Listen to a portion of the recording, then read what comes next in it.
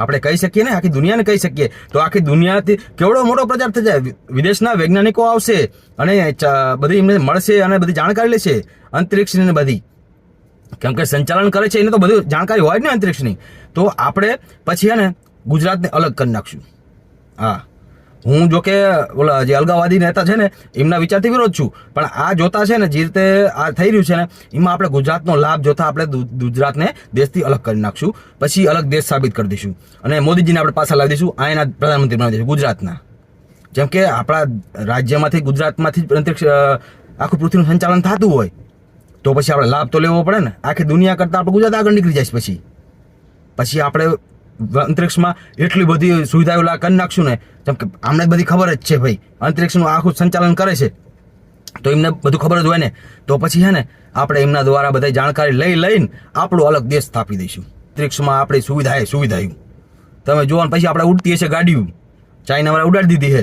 પછી આપણે શું બધી ટેકનોલોજી જાણી લેવી ને બધું આમના પાસેથી વૈજ્ઞાનિકો આપણે પછી ગુજરાતના બનાવી લઈશું. બની જશે આપણે ગુજરાતી તો ને સકડા હાંકી લે તો એ હાંકી લે ને ભાઈ. સકડામાં 25 જણા બિહારવા લઈ વૈજ્ઞાનિકને ગોટે ચડી જાય, એના બદલે આપણા ગુજરાતી હાંકે જ છે ને 25 જણા બિહારીને. તો એ આપણા વૈજ્ઞાનિકો જ છે. જેવા તેવા ન સમજો સકડા હાંકવાવાળાને, એ જેવા તેવા સકડો હાલે નહીં હો. સકડો જેવા તેવા ન હાલે, એ સકડા હાંકવા માટે આવડત જોઈ. તો આપણે કંઈ કોઠા હુજમાં ઓછા નથી, સમજ્યા? એટલે પછી એને ચારે બાજુ ગુજરાતની બોલબાલા છે. આખી દુનિયામાં ગુજરાત દેશ આગળ આવતી થઈ જાય છે, કેમ કે અંતરિક્ષની બધી જાણકારી આપણી પાસે જાય છે. પછી અંતરિક્ષમાં આપણે નકા ઉપગ્રહ સ્થાપ ને બધું આપણા ગુજરાતનો વિકાસ કેટલો થઈ જાય તમે વિચારો તો ખરા. એટલે આપણે રિક્વેસ્ટ છે કે જો આવી બધી સત્તા હજુ હાલમાં હોય અને છે એ તો વિડીયો તો આપણે જોયો જ છે કે ભાઈ આવી બતાવે છે, સ્વામી ખુદ કહે છે કે સંચાલન થાય છે.